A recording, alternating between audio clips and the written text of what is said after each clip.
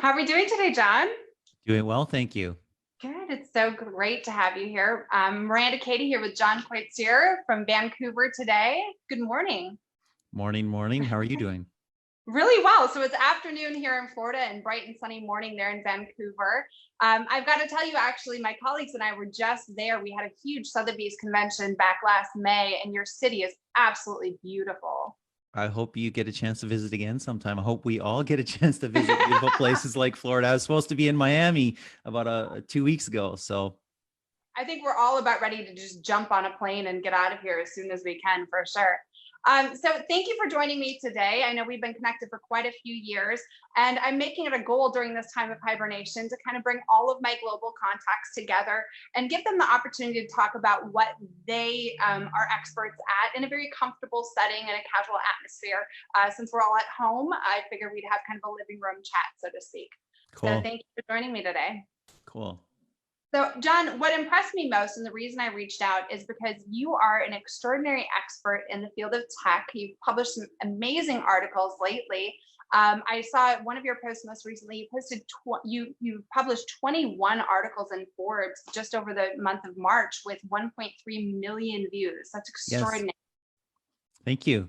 Yeah, I mean, it's nothing like what I used to write when I was full-time at VentureBeat. 6 a day was normal, times Wow. 5, times 4. But yeah, So now that I do a bunch of consulting as well, 21 is quite a few. let's talk about your bio for a minute here. You're actually the host of an AI podcast for VentureBeat. You actually run your own tech company. You are a futurist, a journalist, a dreamer, an analyst, and so many things. I'm going to post a link to your LinkedIn profile so people can follow you there. But why don't you tell us a little bit about yourself in your own words? Sure. I mean, people ask me what I do, and that's the difficult question. If you're not a doctor or a dentist or a carpenter or whatever, how do you exactly say what you do? I typically say I learn stuff and I share stuff. Sometimes that's in writing, and I've been a journalist. I was a full-time journalist for quite some time. Now I write at Forbes, some months more often than others. And I'm just curious. I like to learn stuff. And so that I take that into work with my clients as well. When I was with VentureBeat full-time, I actually started a research division for VentureBeat, hired analysts, and built that out to a 7-figure business. And now I consult with Silicon Valley companies, but also companies at tech hubs around the world on using their data, understanding their data, using it to tell stories. Amazing. I'm a huge fan, and most recently enjoying your office pets. You have some AR pets that have been joining you lately. Yeah. Very entertaining. I think really genuinely, you have such a pulse on what's going on in the globe, in the country, and you've been watching and had your eye on the COVID-19 virus and outbreak long before it made media coverage. And you'll have to correct me if I'm wrong. I think you published your first article on the topic sometime, was it in 2019, last winter or fall? I don't believe it's 2019. I think it was early 2020, sometime in 2020. February. Okay. It Yeah. seemed to be one of the first publications that was out on the market. So forgive me, I'm not great with It's time. possible that you're right. I'm a very future focused person. So I often, the past is a mystery to me. So, You're always a decade ahead. So it's one of the reasons why I use applications like Swarm by Foursquare to check in at places. Because oh yeah, I was there. Okay. There we go. Now we know. So yeah, you definitely have been publishing a lot of great pieces on this. And there's a lot of misinformation out in the public right now. We're seeing a lot of varying points of view, a lot of contrasting information. So maybe you can just speak to us a little bit about, you've done a lot of deep research and have a lot of integrity in your work. So why don't you tell us a little bit about what you've seen and what you've published? This is such a challenging thing because what we're seeing is kind of history unfold in front of our eyes. We're also seeing the scientific method operate at an accelerated pace in public in 1,000 different locations simultaneously. It's so early in this. It's a new to humans virus, and we don't know everything that we need to know to make all the decisions that we would like to make. Guess what? That's a challenge we have in business all the time too. We don't always have all the information we need to make the decisions that we need to make. So the challenge is that when we have that scenario, You have wild rumors, you have wild speculations. And also, when we take a big hit to our economy by shutting down our countries, in fact, almost the entire planet, 9 out of 10 kids are not in school right now that are normally in school. 9 out of 10, that's 1.5 billion of them. And there's probably the same number, if not more, adults who are not working in an office where they used to be. When you add that to it, you just ramp up the tension, you ramp up the emotions. People's lives are at stake, people's livelihoods are at stake. And so you have all this coming out. What will work, what won't work? We honestly don't know as much as we need to know right now. We've done the best that we can, I think, in terms of the social distancing. That said, I think there's a lot to be learned from economies like South Korea, like Singapore, like Taiwan, which actually didn't shut down. They did something different. They institutionalized mask wearing as a matter of course, which has historical and cultural basis in some Asian countries, right? And they did extreme amounts of testing, at least early on. And they took extreme measures with people who were diagnosed as positive. So I think there's something to be learned there. That said, when the cat's out of the bag, and New York is in the situations in, Italy is in the situations in, other countries like France as well, the UK. There's not much you can do but shut it down, limit the spread, limit the number of people who are exposed, because this is deadlier than the flu. It's overwhelming medical systems. We see that evidence. We see that all the time. So our path forward is difficult, but I hope that within some period of time we will be able to reopen segments of the economy. In Canada, where I live, we might be getting close to that. We've flattened the curve, especially in British Columbia near Vancouver, the province that Vancouver is in, where we're seeing a slowing of the growth. So I'm hopeful that we can cautiously reopen some things. I don't think the US is there yet. I think we're still seeing massive growth. I think that we're starting to see some positive signs in certain areas, but there's huge challenges. Globally, if we can believe the data that's coming out of China, great, excellent. That looks good. I think there are big questions with that still that need to be answered. We don't need to go into wild conspiracy theories about that, but there are questions that need to be answered. Right. But there's also huge nations like India, Malaysia, Brazil, nations in Africa, where I don't think that the level of testing is where it needs to be. And we don't really know how bad it is right now. So globally, it's a bit of a question mark still.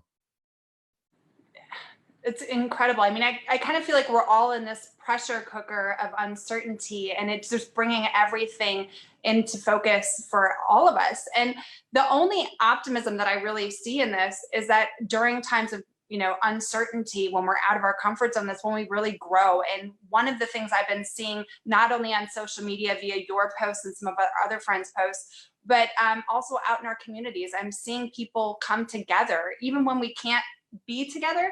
I'm seeing, just simple things like little neighborhood chit chats from across the street and things that weren't happening before. Lawns are being better maintained. People are out walking their dogs. And it's so funny. We're actually connecting in a more deep, intimate level. And maybe that's because of our access to technology. I mean, think about the tools and resources we're using today that weren't available 100 years ago. I mean, what would that have been like versus today? And you in the tech space, you've seen us access technology for the past 5 years in a progressive way. Are there any tools and resources we're using better today, or that we could be using better today to cope during this time? So I like what you're saying. I found it as well. I've seen more of my neighbors in some ways, not up close, obviously. And I've seen people being more neighborly in terms of, sure, we skirt each other on the sidewalk by about 6 feet, 2 meters, but we say hi and we smile and there's a connection. And in a crisis, people tend to do that, right? They come together. Not everybody, unfortunately, but a lot of You people see the do. best and worst of people.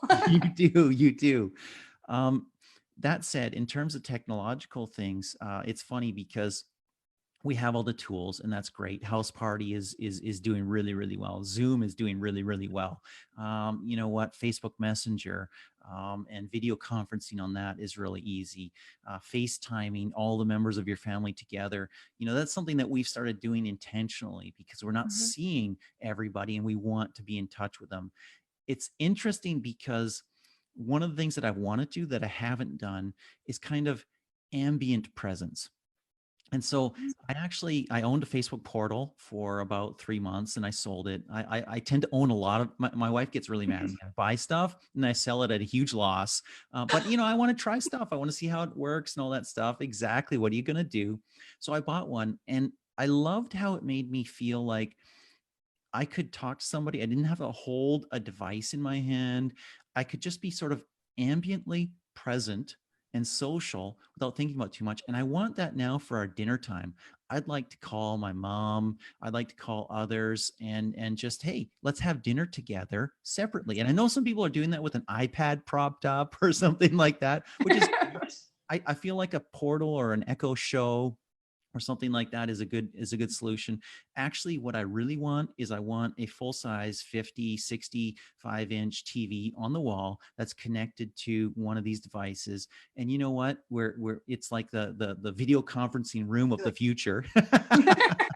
Exactly.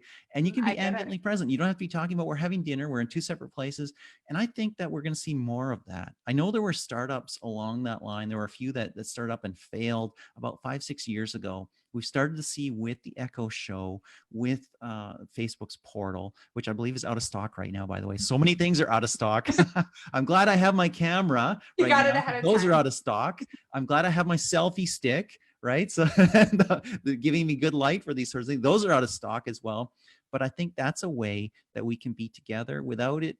It doesn't have to be a big thing. Like I'm 100% focused on you 100% of the time on my device looking at it. And it's like an old time phone call. It can be like, we're going to spend time together and we're going to have a conversation like we're having dinner or coffee time or whatever. And we're just kind of here. I love that. I love that perspective. You have such a vibrant spirit about how you're approaching this, not only personally, but in your social media posts. I did share the other day. I loved your idea. It was just kind of a gimmicky comment off the side and off the cuff, but the fact of, what are we going to do with all these empty malls? Let's turn them into homeless shelters. And that just got my heart so intimately. The fact that that's where your mindset is in all of this.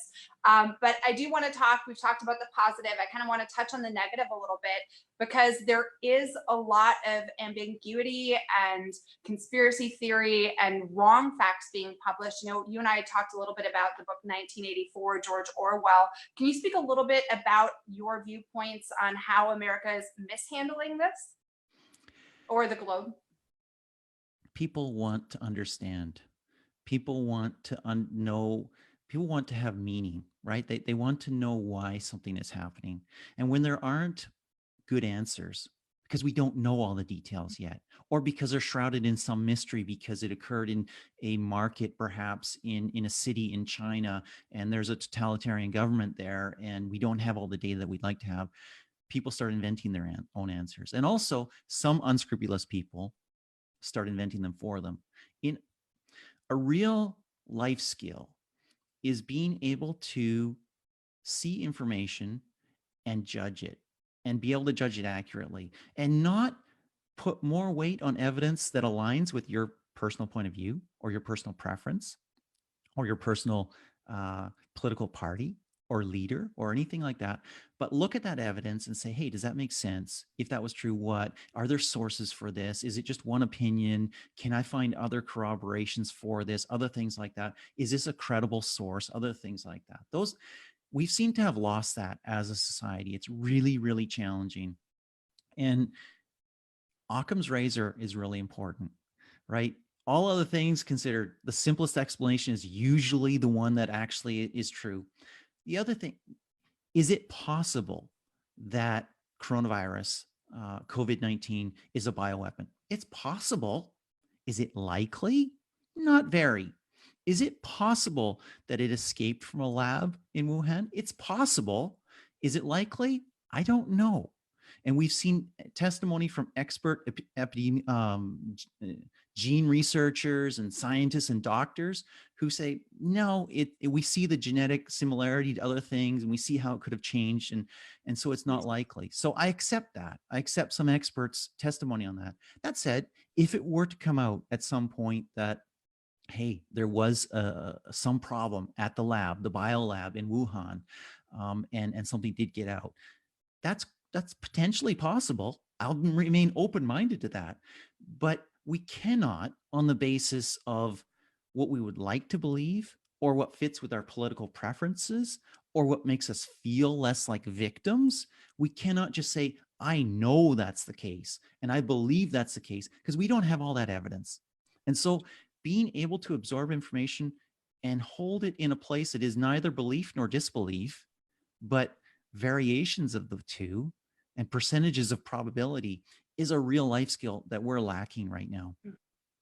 I think it's hard in times when we're emotional and so vested in just getting through the day to day. Sometimes people tend to lack perspective and aren't able to step back out of a situation and look at it from the periphery.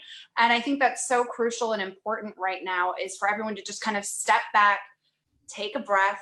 It is going to end. It will be over. It's not going to last forever. And this is going to be something that we're all going to be able to kind of triumph together in the fact that we made it through both the biological aspect and the economical aspect. Yes. And I truly believe that as a society and a culture, we will all be stronger together globally and more reliant on one another because we have to be. I mean, we're going to go forward thinking, how can we prevent this? How can we connect? How can we grow? And ultimately, I think we'll be better off. So on that note, I'm so appreciative for your time, but as we wrap up here, why don't you tell us what you'd like to see going forward, maybe what tools and technology we can utilize better in the future to be more connected and more collaborative? Well, we certainly need better tools to identify dangers, right? We had some of those in place, some of those got removed. We need to put those back in place. We need to know early on if something has a potential to be a pandemic. And I really empathize with, while also seeing some of the challenges that the WHO, World Health Organization, has gone through in identifying this as a pandemic. You don't want to cry wolf. You don't want to shout fire in the crowded theater if you're not sure if this is going to escape being a local, regional thing. So there are some challenges there, but we need better systems. We also need better ways of tracking infection. And so we've seen some ways that they do that in Israel. We've seen some ways that they do that in South Korea or Taiwan, where if you're rated positive, or even if you've been exposed, you get an app on your phone and it tracks your location. So, and you can be called at any You're staying time. home. Does that have privacy implications? Yes, it does. Is that concerning? Absolutely. Do we need to be cautious about governments or other organizations having control and knowledge of what we're doing, where we're doing it? Absolutely. Do we need sunset clauses on some of these things? Yes. Do we need oversight of the overseers? Absolutely. But we need some ways of being able to see that. The other thing that I think that we've really seen here is that a global supply chain is actually very fragile, and that your actual national security is not just about your army. It's not about your tanks or your missiles. It is, can you build and manufacture and source raw materials for the things that your society needs to thrive and grow locally? Are those under your control? Are you able to do that? And I think that we're seeing some things that are going to fundamentally change supply chains and manufacturing webs across the planet. Whether that's a good thing or a bad thing, I'm not 100% sure, but it is a good thing from a national perspective to have some level of control over that. It's also a good thing to employ people locally as well, without being xenophobic about others. So inspiring by everything you just said. Can I ask you, are you seeing on a micro level, on a super hyper level there in Vancouver, people banding together the way that they are here in Orlando? It's beautiful. And I'd love to hear what they're doing in Orlando. At 7 p.m. every night, you hear banging of pots and whistles and other things like that. That's supportive healthcare workers. Those are frontline workers. And our heart goes out to them. And we know that in not all cases do they have the protective equipment that they need. And we know that they're getting COVID-19 more than others. Others that we need to be concerned about for that, by the way, airline workers. We just saw a report on them recently, and of course they're mostly shut down now, but they're getting COVID-19 in significant numbers. Grocery store clerks and stocking personnel. How I saw something from a member of parliament in the UK about a week ago, and he said, the person who picks up the garbage, can't we say now that that person might actually have more social utility than the investment banker? Yes. And so hopefully we can use this as an impetus to value all work and to understand, hey, we're so sophisticated, we're so technological, we've got everything, it's all in the cloud, no work. You still need to eat. You still need cleanliness. You need fresh water. You need so much that we don't typically think of until it's threatened. So we need to be thankful for that. So I do see that at 7 p.m. There's also, there was an old age home and people gathered around that. They couldn't visit. They gathered around and they sang. And that makes me feel really, really good. Beautiful. And just as a little note, my 84-year-old mother is awaiting a diagnosis right now. She went into emergency yesterday, and we're waiting for that today. I'll be sending lots of warm thoughts and prayers your way for your mother. I'm sorry to hear that. John, I'm so grateful for your time today. Is there anything else you want to say or share with us today? It's been a real pleasure. Thank you for the opportunity. I'm glad it fit in, and I wish you all the best. Have a great day. You too.